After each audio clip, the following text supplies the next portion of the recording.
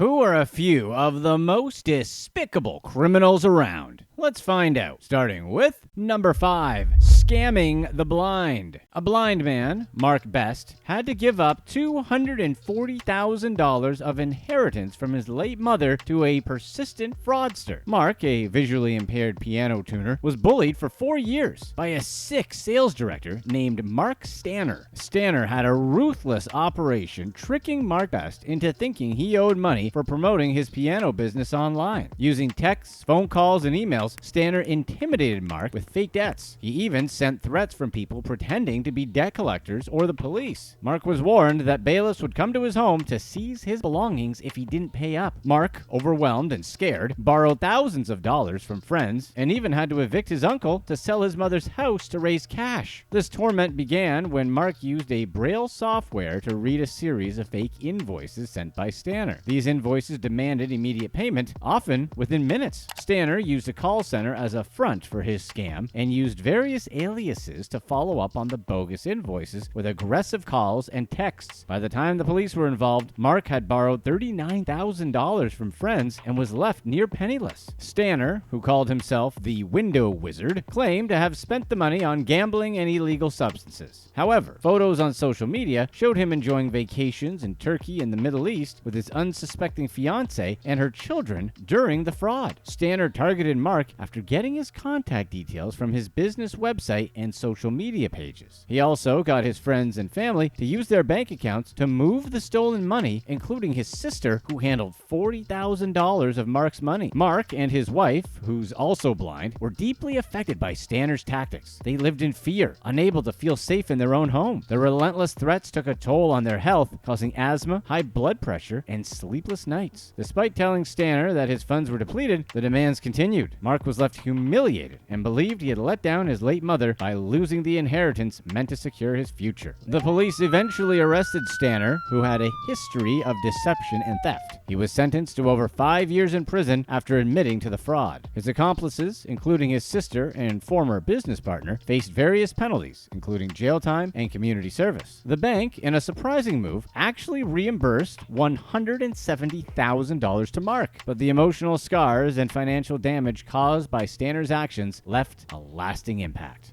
Number 4, going after the stepfather.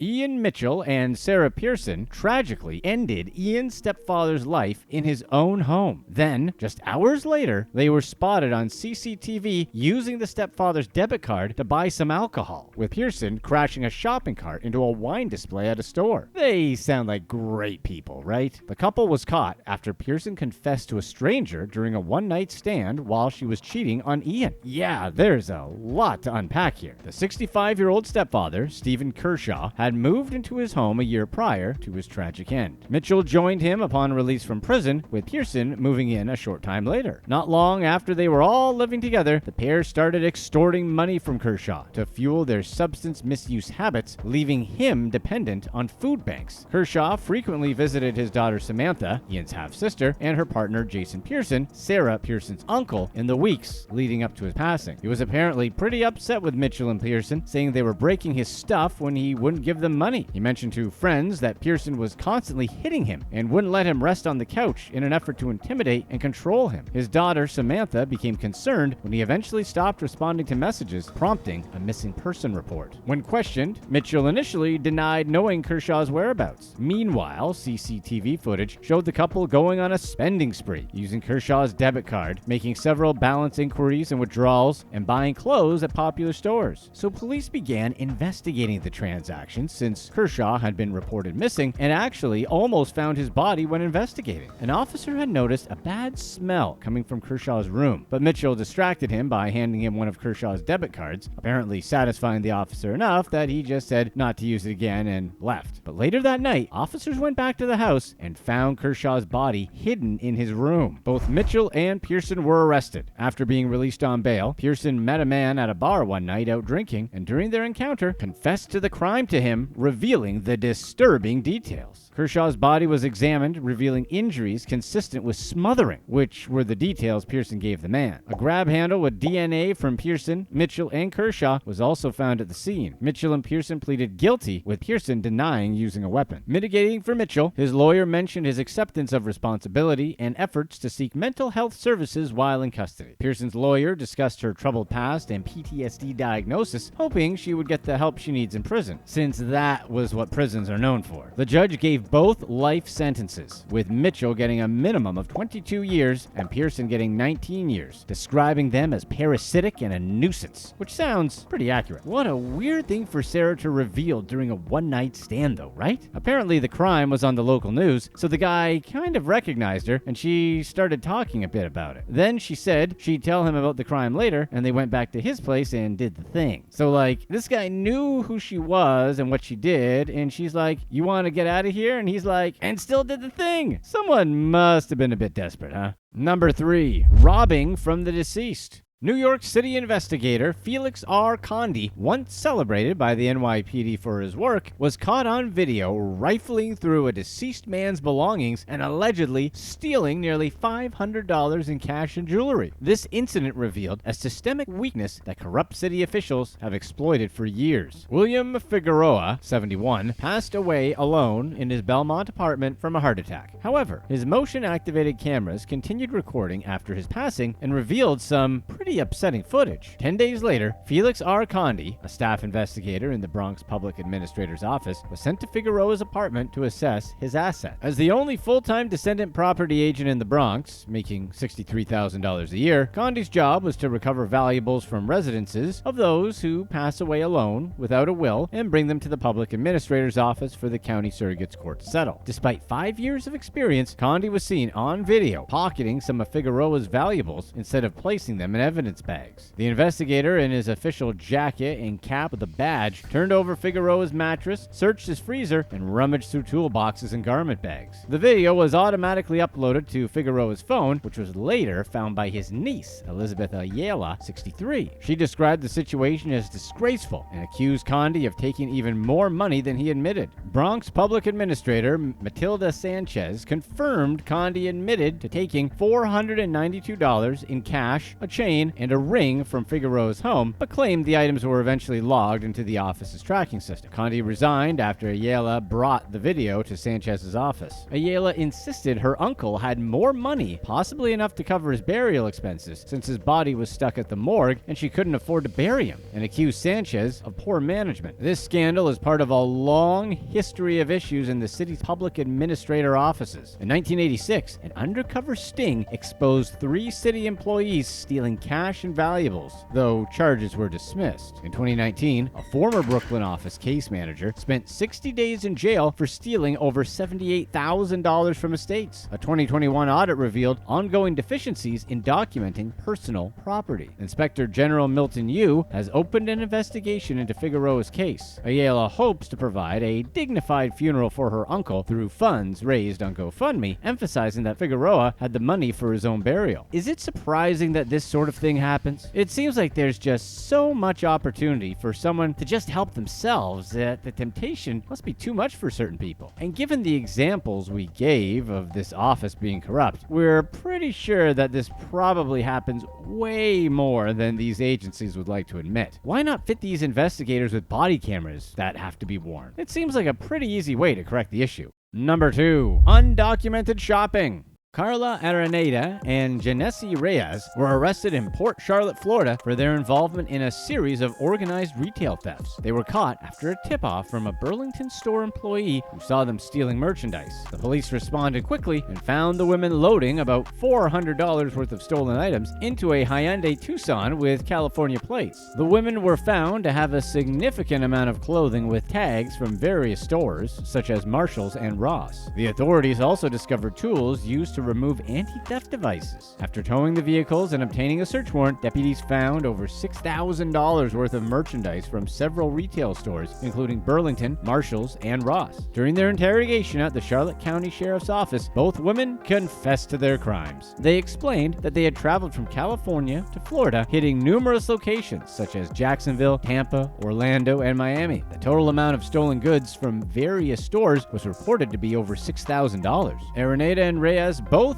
undocumented immigrants, are suspected to be part of a larger organized retail theft ring. As of the release of this video, they're facing charges of grand theft and possession of tools to remove anti-theft devices, which is apparently a crime. The two women were held at the Charlotte County Jail with a combined bond of $20,000. Following their upcoming court appearances, as of the release of this video, Immigration and Customs Enforcement will likely address their immigration status. If you're enjoying this video, be sure to stay right here to find out just how she scammed all her sugar daddies. Number 1. Unforecasted road rage. Steve Raleigh, a well-known weatherman from Ohio, is under fire after his family was allegedly involved in a road rage incident. The altercation, captured on camera, resulted in serious injuries to an elderly couple. The trouble began when Raleigh's son, 28-year-old Carter, failed to yield in a parking lot, causing a minor collision with 79-year-old Douglas Morrow's truck. What started as a minor fender bender situation absurdly escalated into a brawl. Then, according to eyewitnesses, a huge brawl started, leaving Morrow, his wife, and their son badly injured. The video shared on social media showed a chaotic scene. Men were shoving each other, and at one point, someone yells, "Please, she's bleeding." Another bystander from local Boston Red Sox fan favorite Kevin Youkilis, who was completely random there, tried to intervene, flipping out because someone hit a woman. The incident left Morrow with a concussion, while his wife suffered far more trauma. The couple's injuries were severe enough to require treatment at UC Medical Center, where they still are as of the release of this video. In response to the incident, Steve Raleigh deleted his social media accounts, which is probably a good idea. His employer, WCPO, acknowledged the event, but pointed out that no charges had been filed against anyone involved, which remains true as of the release of this video. Of course, social media still erupted with calls for Raleigh's firing, even though it's not entirely clear if he was even there, let alone a participant, and accused the family of acting above the law. Despite the public outcry, the Cincinnati Police Department continues to investigate the case. Stacy Morrow Stickrod, the couple's daughter, shared the distressing footage online. She claimed her father called the police because he suspected the other party had been drinking, which is what allegedly sparked the physical altercation. The police report mentions that Carter Raleigh and Morrow were both involved in the crash that led to the assault, but it remains unclear who will be held accountable for the incident. Drinking and driving, then going after an elderly couple just because he didn't want to get caught, is the exact type of person who should be punished to the fullest extent.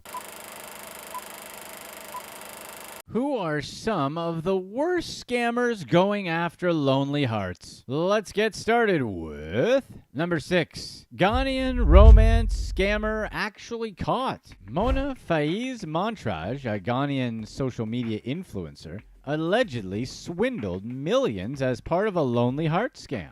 From 2013 to 2019, Montrage worked with a group of West African con artists to assume fake identities and trick people into thinking they were in relationships with her. Montrage sent texts, emails, and social media messages to older, vulnerable men and women in the U.S.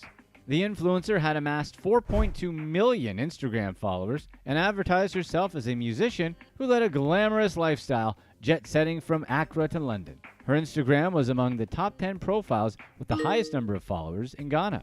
Behind the scenes, Montrage targeted vulnerable men and women that lived alone, convincing them they were in a relationship. Montrage and the other members of the scammer enterprise contacted victims via online dating and social media apps. Once the scammers gained their victims' trust, she requested they transfer her money under false pretenses. Sometimes it was moving gold to the U.S. from overseas, helping fake U.S. Army officers in Afghanistan, or resolving bogus FBI investigations. Montrage even deceived one of her victims into thinking they were married. After establishing a relationship and even giving him her real name, Montrage sent a tribal marriage certificate that would have made their marriage legitimate in Ghana. After getting married, Montrage asked her new spouse for money to help her father's goat farm in Ghana. The victim sent 82 wire transfers totaling $89,000 to Montrage's accounts. Montrage withdrew the funds, then transferred and laundered the proceeds to her other members of the operation. She also received money that scammers swindled from other victims in her network. Mona Montrage scammed $2 million from her victims before her arrest in November 2022. She pleaded not guilty to wire fraud, money laundering, receipt of stolen money, and conspiracy. If found guilty, she faces up to 20 years in jail. Sounds like Montrage will be gone away for a long time. Number 5. Hinging on a lie. Tech executive Shreya Datta lost hundreds of thousands of dollars due to a pig butchering scam. Datta earned a 6-figure salary at a global tech firm, but felt there was a hole in her life that only a romantic partner could fill. She was newly divorced and decided it was time to find love again. Instead, she lost $450,000 to the man she thought she loved. Datta fell victim to pig butchering, a long con where scammers fatten up victims and then take every penny the target has. Datta created a profile on the popular dating app Hinge. She was matched with a man she believed to be a handsome French wine trader called Ansel Mali, who had recently moved to Philadelphia. As a resident of the Philly suburbs, Datta was excited to connect with someone nearby. Their conversations on Hinge were standard for two people forming a romantic connection, but the tone changed when they moved to WhatsApp. He deleted his Hinge account, saying he wanted to focus solely on his relationship with Datta. Ansel told Datta about his dream to be wealthy and his interest in crypto. He explained that he didn't want to spend his entire life working, and with more money, they could travel around the world. They planned to finally meet in person when Datta returned from a trip to India to visit her family. But when she returned, Ansel told her he had to go on a business trip to San Francisco. Ansel advised Datta to download a crypto trading app through a link he sent her. She converted $1,000 of her savings into digital currency through the exchange platform Coinbase. Datta then sent money to a trading app and watched her investment rapidly grow to $1,250. She invested a further $6,000, which grew to $9,000. Ansel told her that if she wanted to continue making money, she would need to up her investment. The couple didn't just talk about crypto, though. The pair spoke about their favorite meals, and Ansel checked in on Datta to ask about things like if she'd eaten yet that day. Datta felt she had finally found someone who cared about her well-being, but they still couldn't meet in person. Ansel claimed he had to care for his uncle who had terminal cancer. They video chatted, but Ansel seemed shy and didn't let the camera linger on his face. Instead, he showed her his dog. Ansel continued to urge her to take out personal loans and sell her stocks for investment funds. He also loaned her $150,000, further gaining her trust. However, Ansel insisted she needed to invest more. When Datta struggled to access her 401k, Ansel's attitude changed, and he demanded to know why she couldn't control her money. Embarrassed, Datta liquidated her retirement fund and put $450,000 into the crypto app. It appeared her funds had doubled, but when she tried to withdraw the money, she received a message saying she needed to pay a 10% personal income tax. Aware something wasn't right, she contacted her brother, a lawyer in London. He hired a private investigator who discovered that Ansel's account was fake. Although she filed reports with the FBI, and although her family bailed her out of debt, Datta has yet to get the lost funds back. Number 4. A grave plot.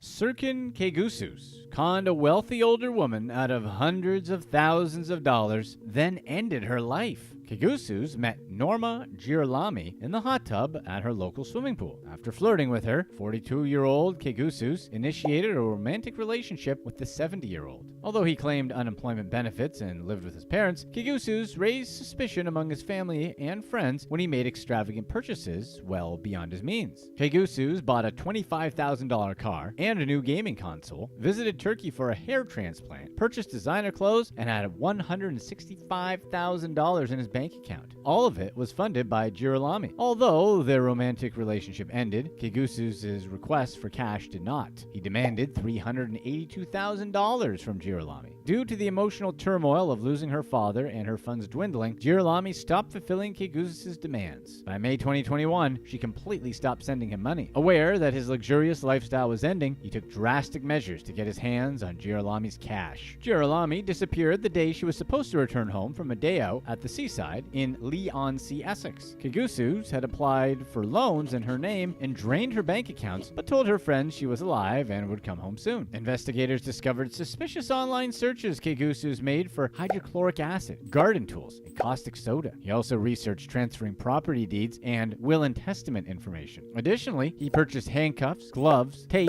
plastic overalls, and a fork tool from Amazon. Girolami was missing for 15 months. During their frantic search, law enforcement analyzed security camera footage and examined forensics. The final clue that led them to Girolami's body was Kigusu's cell phone data, which revealed he was in a churchyard around the time of her disappearance. They discovered her remains in a shallow grave when they visited the location. Authorities arrested Kigusu, who had changed his name to Sean Kea and planned to start a new life in Canada. He admitted to concealing and burying Girolami's body and perverting the course of justice, but denied the murder. He attempted to convince the jury that, although she passed away in his presence, it happened due to natural causes. She had fractured ribs, but the defense argued that she sustained the injuries due to Kigusu's attempt to perform chest compressions. Kigusu's also alleged that Girolami was lonely and willing to pay for his company. Since she never reported him to the police for assault or appeared to have bruises or an injury, there was no evidence to suggest that Kigusu could have hurt her. Friends described Girolami as a kind, fun-loving woman who could be overly generous and had been in abusive past relationships. They tried to convince her to stop sending Kigusu's money, but she was afraid of him and didn't know what he would do if she said no. He acknowledged how bad his actions made him look, but pressed that he wasn't responsible for her passing. The jury didn't fall for his excuses and found him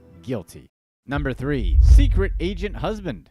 Scottish-born Mary Turner Thompson thought she had met her dream man, but discovered her American husband was living a double life. The single mother met William Allen Jordan online and found him very charming. They sent emails back and forth, and he'd already proposed within 2 weeks of dating. Although Jordan claimed to be infertile due to having mumps as a child, Thompson was pregnant 6 months into their relationship. Jordan also claimed to be a CIA agent working with Britain's MI5. Due to his job, he often traveled on missions, spending long periods away from Thompson and her children. She didn't know that his work trips were a cover to see his other family. Jordan had told Thompson extravagant lies. While she was pregnant, Jordan claimed he met someone on an undercover operation that demanded $255,000. They threatened to take their children's lives if Jordan didn't give the potential kidnappers the money. Thompson sold everything she owned, from her house and car to her life insurance, to protect her children. It took another 2 years for Thompson to discover the truth when an American woman called her and revealed herself as Jordan's other wife. The two women met at a cafe and talked for hours. After the meeting, Thompson immediately dumped him. Jordan denied her accusations and never wavered from his story, stating that time would vindicate him. When his actions came to light, he was charged and jailed in the UK. He was deported to the US upon his release.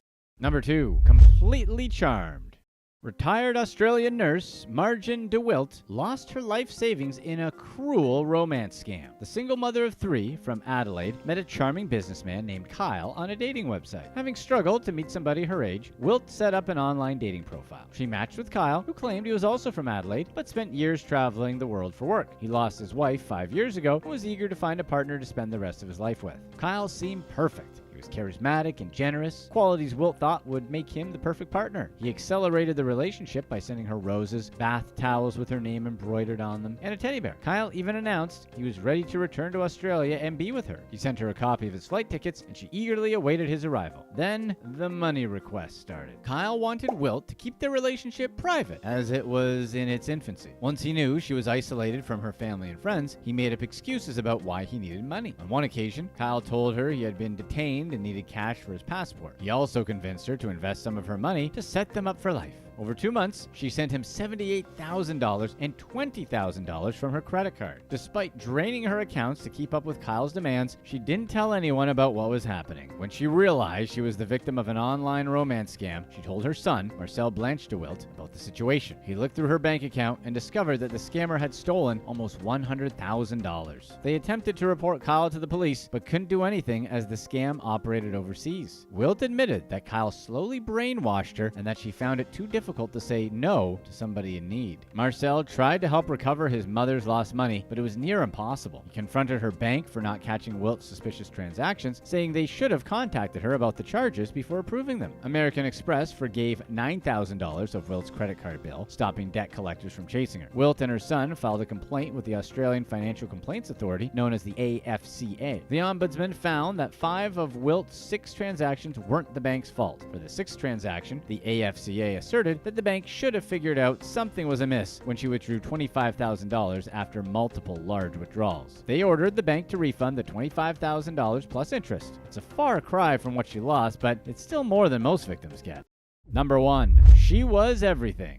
Con woman Nava Ziva Shapiro con New York movie producer Dean Bivens out of over $1 million for intimate relations. Bivens met Shapiro during a film release party in May 2016. She introduced herself as a film industry consultant and broker and claimed to know big names in the industry like George Soros, Carl Icahn, Warren Buffett, and Bruce Lipnick. Shapiro offered to help Bivens promote his work at Groovy Boots Productions, where he was president. Instead, she lured him into a fake romantic relationship. When they met, Bivens had been single for 10 years, making him an easy target for the fraudster. Shapiro told him that she recently fell on hard times, but with his help, she would get back on her feet. Due to being raised in an Orthodox Jewish family, Shapiro claimed she needed designer shoes and sexy lingerie to be intimate. She also stated she could only engage in a physical relationship when they stayed in fancy hotels. Us too. So Bivens paid for nights at high-end hotels like the Waldorf Astoria, the New York Palace, and the Ritz-Carlton Battery. He also covered other expenses, including buying her an apartment. As the relationship progressed, Shapiro took control of all aspects of his life. She caused him to break all ties with his family, stole his credit card information, and tracked his location. Shapiro also introduced him to her family at a synagogue when he attempted to break up with her. But when she left him alone with them, they refused to sit near him. Bivens finally realized she was a scammer when he visited her apartment, which he bought, and discovered she changed the locks. Once inside, he found the gifts he had bought her still in the wrapping. Shapiro begged him not to evict her, saying she would have to move back in with her old uncle if he kicked her out. Bivens later learned that the man she referred to as Uncle Joel wasn't her relative, but an 83-year-old man she shared a physical relationship with. By this point, Bivens had spent $408,640 on high-end furniture, $260,000 on luxury clothes, and $130,700 on home accessories and other expensive items. When Bivens changed the locks himself, Shapiro retaliated by claiming he assaulted her and had him arrested. She filed a $25 million lawsuit against him, accusing him of battery, assault, and emotional distress. Bivens countersued for $10 million, claiming negligent misrepresentation, breach of contract, conspiracy to commit fraud, unjust enrichment, and intentional infliction of emotional distress. Click to watch one of these next videos. Let us know in the comments section what you'd rather do. Go vegan for an entire year or only eat off the McDonald's menu for 3 years.